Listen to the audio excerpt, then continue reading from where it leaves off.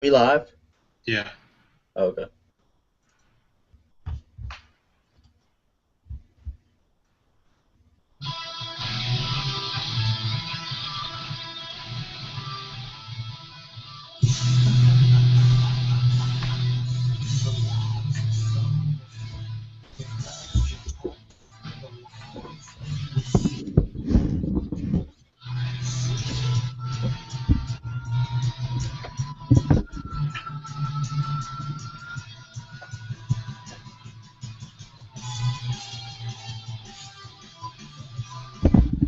Welcome back to Arena Radio, the battlefield of ideas. My name is Chris Pelia with lanternsofliberty.us, and I have a guest in the studio today online, Trey Roberts, and we're with the battlefieldofideas.com.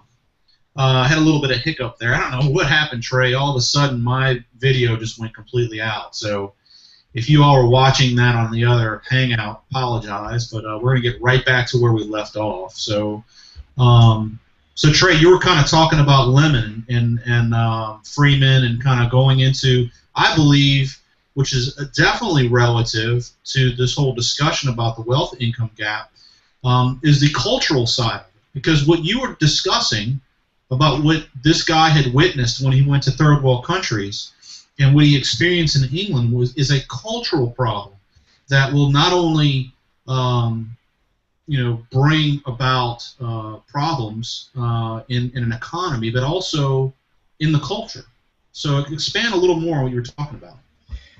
Yeah, and I think probably the best way to unpack this is we're going to need to have a conversation about it, because it's several different thoughts at the same time. So kind of help me unpack this so that it kind of makes sense for people if they're listening. The title of the article that caught my attention was "The Worldview That Makes the Underclass."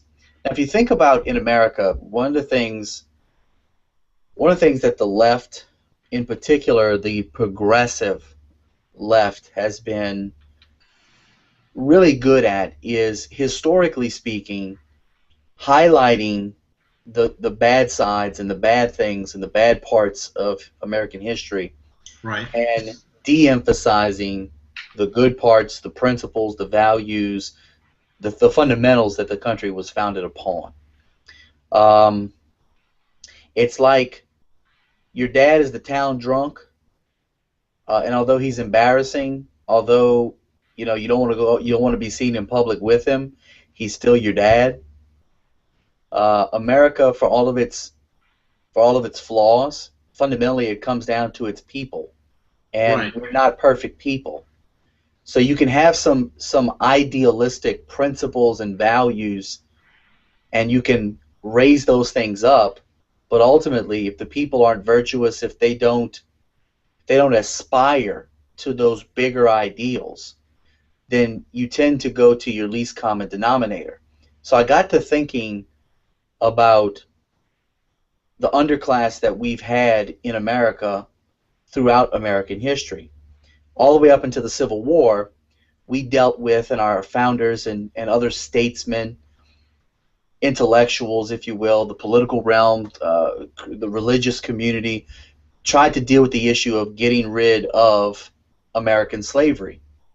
And we did. We succeeded. It took a lot of bloodshed, but as we read in Stephen Alexander's speech, the Cornerstone speech, the Founding Fathers truly didn't know how to get rid of slavery, considering this was a group of people who were uneducated, for the most part unskilled, and as you just pointed out, came from a completely different culture that were still here. So if it was as simple as to emancipate an entire group of people, how do you emancipate and seamlessly assimilate them into a civil society when they had come from, in comparison, an uncivilized society? right. And we're speaking right now to the people that truly, honestly did want to get rid of it. There was a lot of people that didn't want to get rid of it. In fact, Correct. There's a lot of, obviously there's a lot of history there. In fact, one book that I read that I found impeccable in which exactly what you're talking about is, I think it was either the real George Washington or the real Thomas Jefferson. I forgot which one. I think it was the real Thomas Jefferson. And, I mean, it's a really thick book, but it goes into all aspects of Thomas Jefferson's life. And one of the things that struck me the most was a letter that someone had written to someone else about Thomas Jefferson and the anticipation of him coming home after traveling to D.C. And when he was coming home, his not only was his wife, his family ready to accept him and excited about him coming home, but his slaves were like couldn't wait for him to get home. And of course, for me, when I read that, I had to go back and read it again because it didn't make any sense. It's like, did I read that right? Right. And what that spoke to was that the culture at the time was that these people were getting paid by food, by shelter, and it became a cultural thing to them. That it was I hate to say it was normal, but it was a part of the economy. To just emancipate slaves on an economic level would be disastrous for the colonies. Now, what I don't want to do, and I'm sure you don't as well, we don't want to say that this was that we want slavery. We're simply looking at it in a logical, practical manner, is that the evils of slavery, just like the evils of a very large government, are a problem that you can't just cut the ties. A lot of conservatives are always talking about, oh, let's just get rid of welfare. You can't just get rid of welfare. You can't just cut the ties to all these people, because what are they going to do? They've been accustomed for years of getting handouts from the government. So you just can't cut the ties. You have to roll back, progressively roll back all of this big government, just as slavery had to be progressively rolled back. Now, it never did because the greed was there, and it required a war. So nothing illustrates, Chris. Nothing illustrates your point better for anyone who doesn't want to go deep into this, but who wants to get a clearly different picture.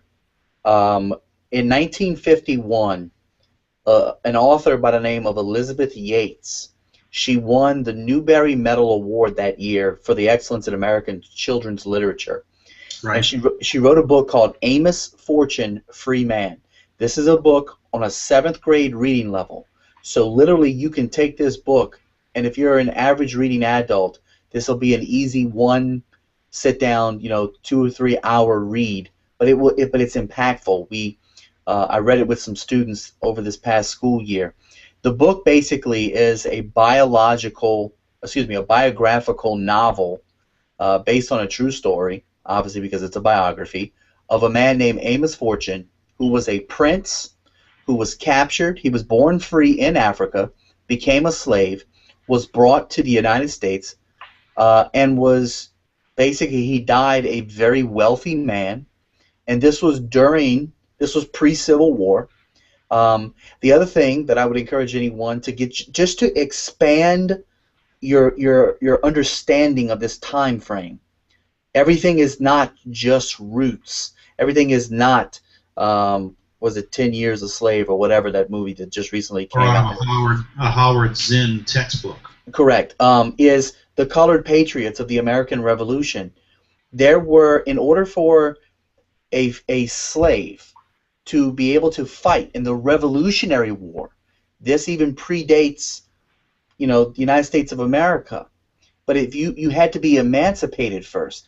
There was an entire black regiment of Revolutionary Continental Congress Army a brigade that actually gave General George Washington, his first victory in the war. And why doesn't anybody talk about that? Because it doesn't fit that narrative. It doesn't fit the narrative that America's bad, that America's got. They need the axe to grind. Right. Now, that being said, there still is this desire to create this underclass, and we see the people as the further from the founding and the closer to the Civil War that we get. What was becoming and gaining momentum was the idea that we shouldn't have slavery. We shouldn't have principles in our founding documents, in our Declaration of Independence, that says all men are created equal, that everyone is endowed by their Creator, and that all of us have inalienable rights of life, liberty, and a pursuit of happiness, known as property. So if we're going to have those types of values and virtues within our founding documents and the foundation of our nation, it's beyond hypocritical to obviously to have slavery. So the further we get to slavery, the more this appeals to what you've been talking about in the previous hour. The corporatists of the day, which was the big plantation owners, they didn't have cheap labor, they had free labor. And Right. the only thing that they had to do with the institution of slavery was keep it around, and they would continue to make money hand over fist. Well, let's jump ahead. Let's go from before the Civil War, and let's jump ahead now to today. And let's look at two issues. Let's look at what's happening on our southern border right now, and you might even argue that what's been happening in America for the last 40 years in terms of illegal immigration.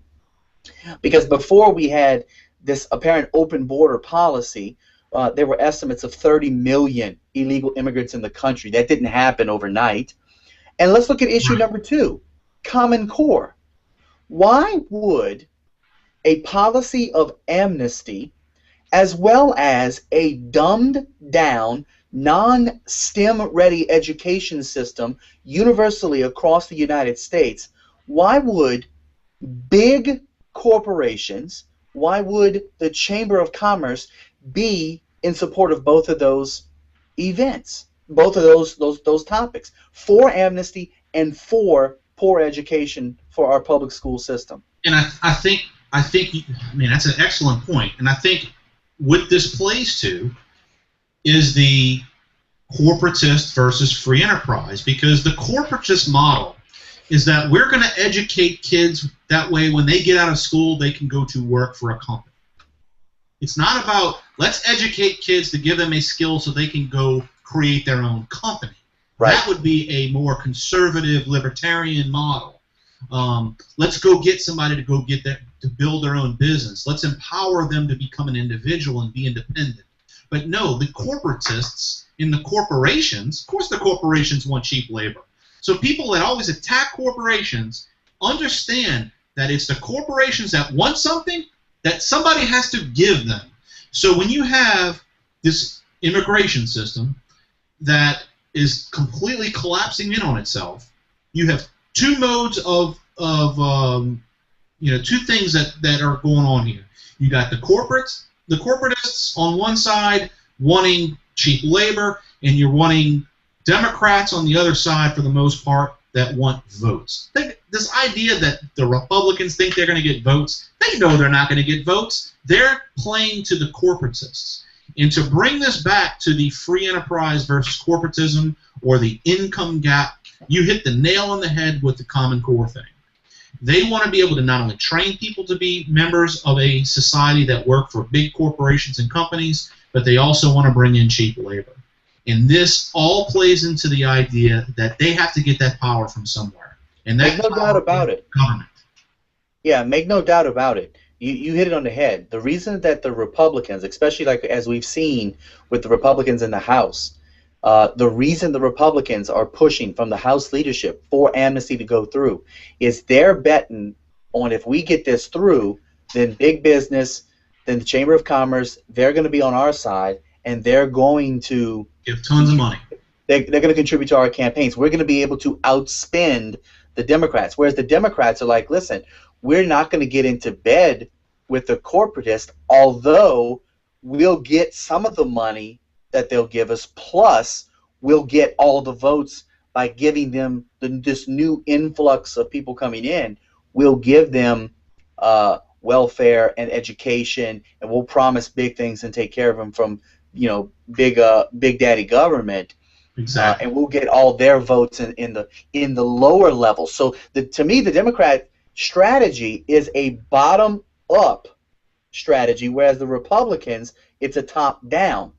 Right. Which, go back to our discussion earlier, the argument of racism And make no doubt about it, that racism became an argument, meaning I had to say pre-Civil War that the reason we can't end slavery was because this group of people was subhuman, that they were somehow substandard, that they were somehow less than normal.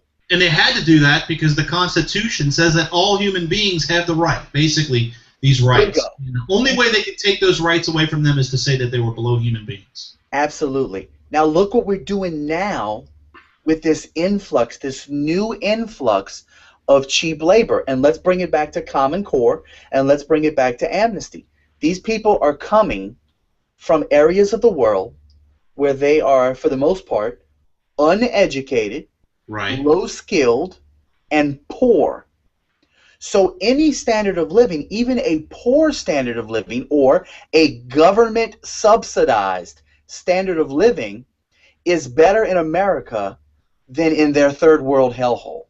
Absolutely. And not only that, but what's even more frightening to me is that they're coming here with the good intentions. They want to take care of their children. I mean, I would do the same thing if somebody said, hey, go to the United States. But the bottom line is they don't understand the liberties that they have when they come here. They don't understand our civic system. They don't understand their rights. So when they come here, they're still thinking in that positive liberties mentality of their previous government.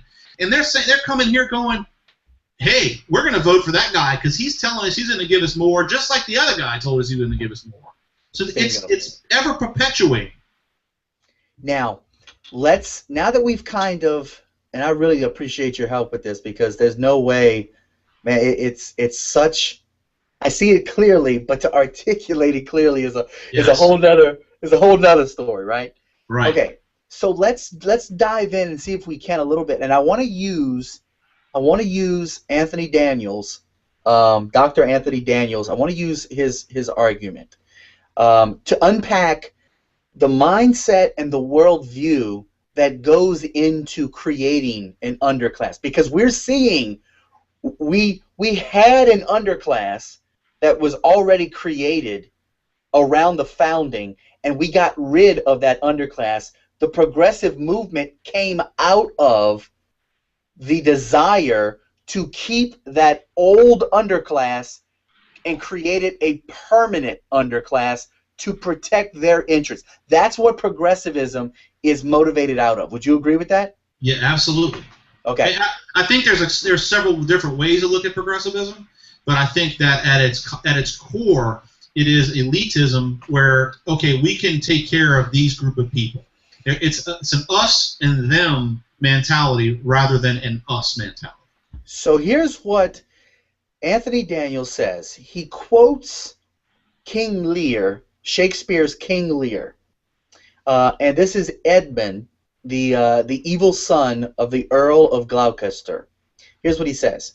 He says, "This is an excellent foppery of the world, that when we are sick in fortune, often the surfeit of our own behavior, we make guilty of our disasters the sun, the moon, and the stars, as if we were villains of necessity, fools by heavenly compulsion, knaves, thieves, and treachers by spherical predominance, drunkards, liars, and adulterers by an enforced obedience of planetary influence, and all that we are evil in by a divine thrusting on, an admirable evasion of whoremaster man to lay his goatish disposition to the charge of a star."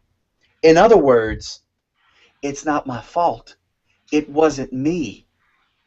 And so he uses that quote from Shakespeare to basically say this, that there's this universal and eternal temptation of mankind. We talk often about natural law and human nature that progressives, for the most part, play to the lowest common denominator of. But this universal temptation of mankind to blame those of his misfortunes that are the natural and predictable consequences of his own choices on forces or circumstances that are external to him and outside of his control. Now think about that right there.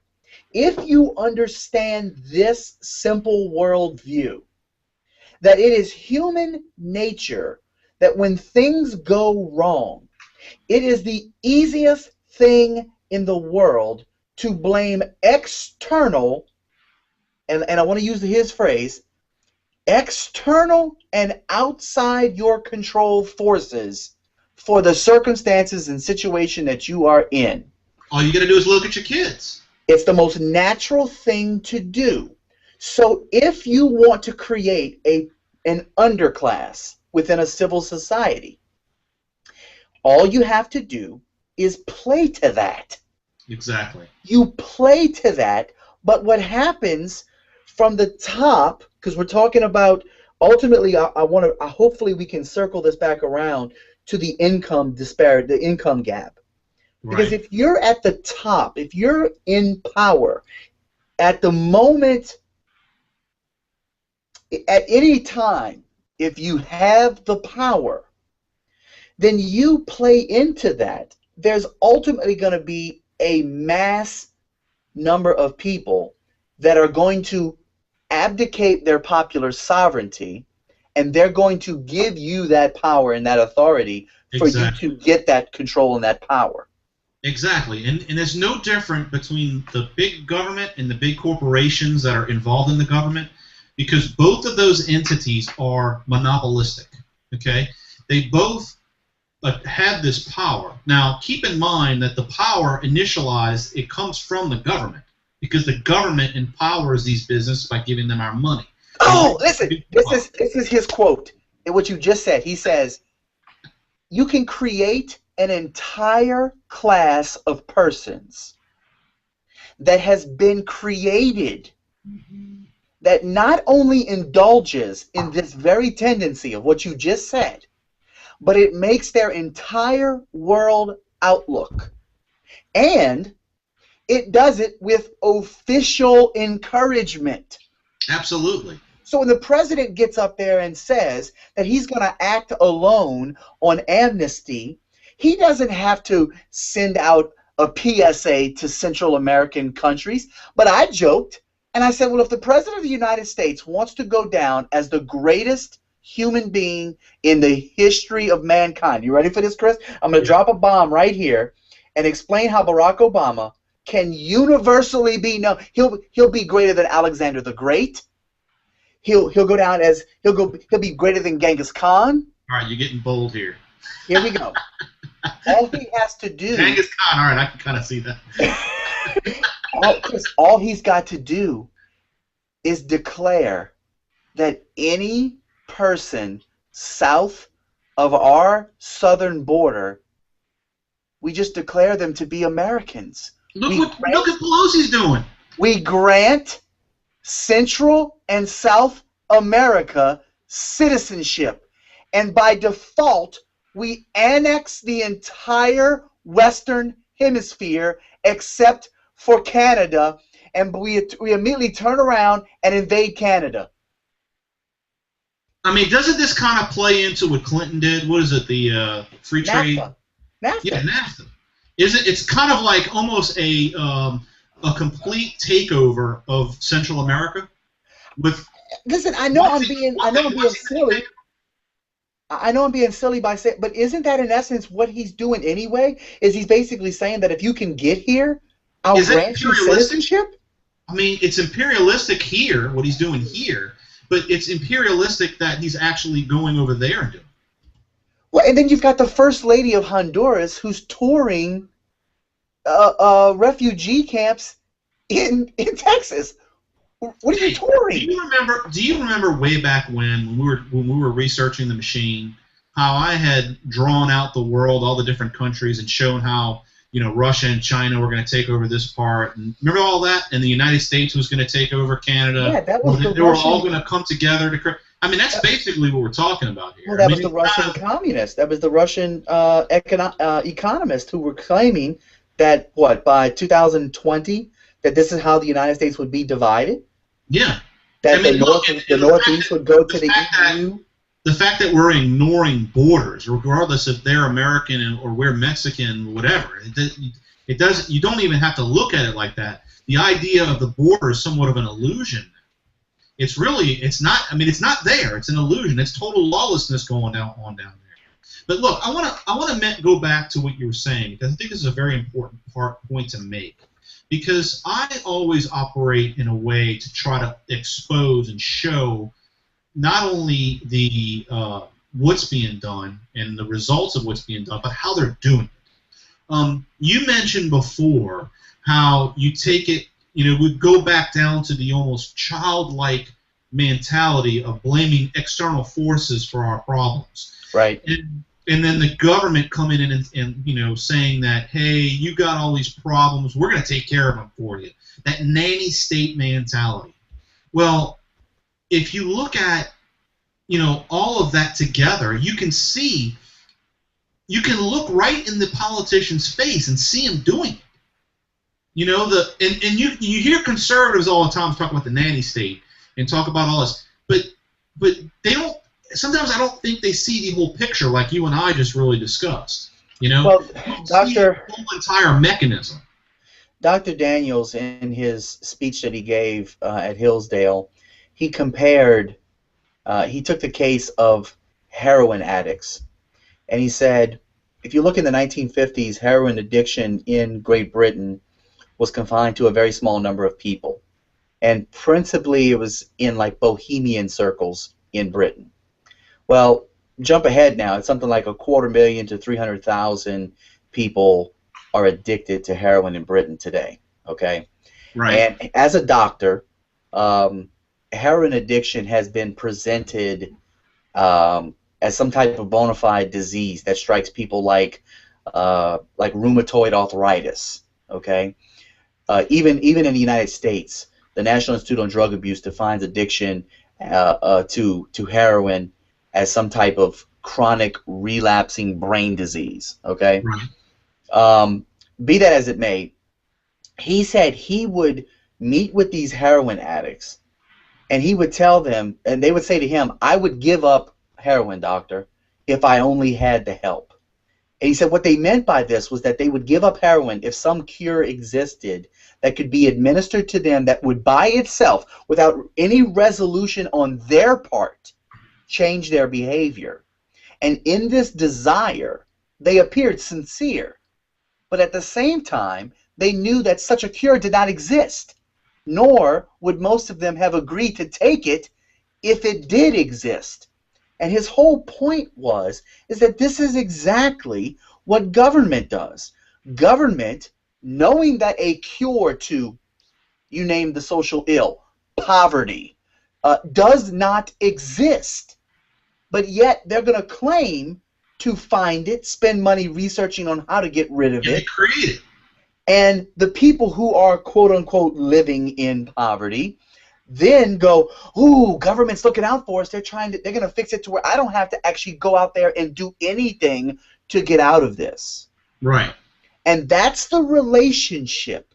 The relationship, and I'm looking for his words as he did in his speech, but it's dishonest passivity and dependence combined with harmful activity that becomes a pattern of life. Yes. It's oppression. I mean, when you look at it, like when you mentioned the heroin addict earlier, the heroin addict gave up his liberty to heroin. He gave up his liberty for something that was going to take it from him. Now, he willingly gave it up because he put it in his mouth. Right. Or shoved it up his vein, whatever you want to put it in his vein. Yeah. I mean, at the end of the day, when we look at the arguments between the American left and right, the big government versus the small government guys always talk about individual responsibility. And I know that comes off as like a platitude or may come off as a bumper sticker type of thing, but at the end of the day, it's exactly right. individual responsibilities, me taking responsibility for my actions and not blaming it outside. It is maturity. We always talk about, oh, I was a liberal when I was younger and then I became a conservative when I got older, because I simply became responsible for myself. I didn't blame other people. And look, there's people out there that go through rough times and they need a little hand here and there, and there are some unlucky people. We all can get it. I get that. But the fact that there's 70 million people that get some kind of, food stamps or, some kind of government help, to think that there's 70 million Americans that are more or less trapped in this perpetuating, government sloth. I mean, it's just amazing to me. Let me close out with something for you real quick. He says something about the intellectual and the moral corruption that has brought about some of the biggest tearing down of Britain's society.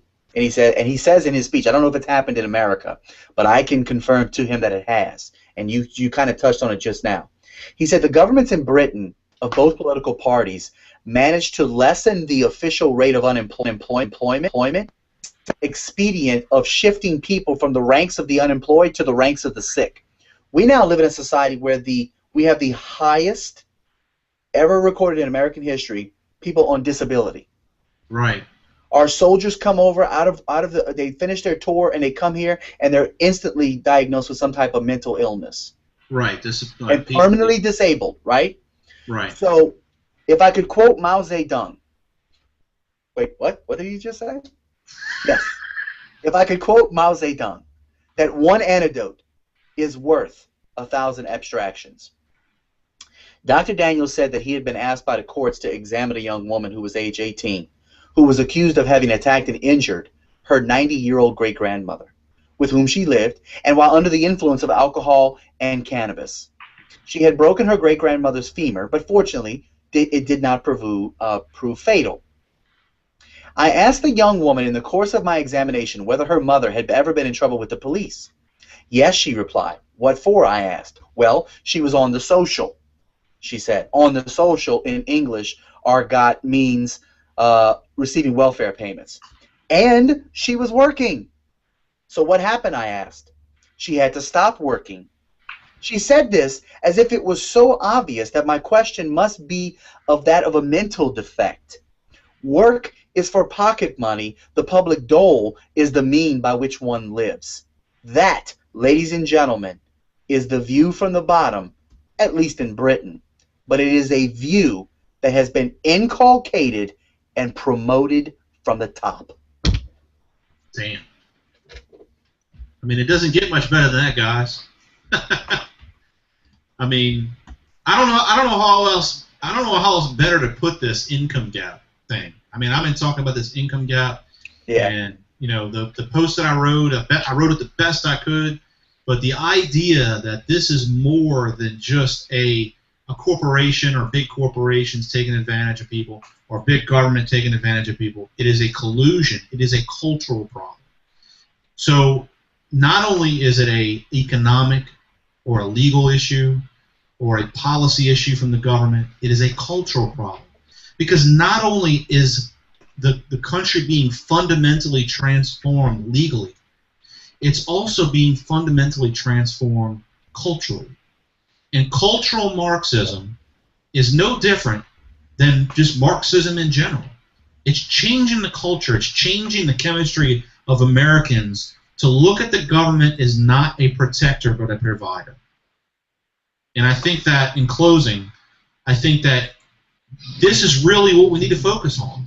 In order to fix this, we not only have to fix the legal system, we got to start there. We got to make and hold account to these people in D.C. to make them accountable for the laws that they're supposed to upkeep. And then we got to fix the culture. That's the second thing. And sometimes you can almost say you culture first and then you legal second. So, but I want to thank you all for joining me today. My name is Chris Pilier. That's Trey Roberts there. And this is Lanterns of Liberty and the battlefieldofideas.com. Follow us on Facebook, and we'll talk to you soon. Thank you for joining us. If it becomes wayward, who shall control it? If it becomes unjust, who shall trust it? As sentinels of the country's watchtower, I beseech you to watch and guard with sleepless dread that corporation which can make all property and rights, all states and people, and all liberty and hope its playthings in an hour and its victims forever.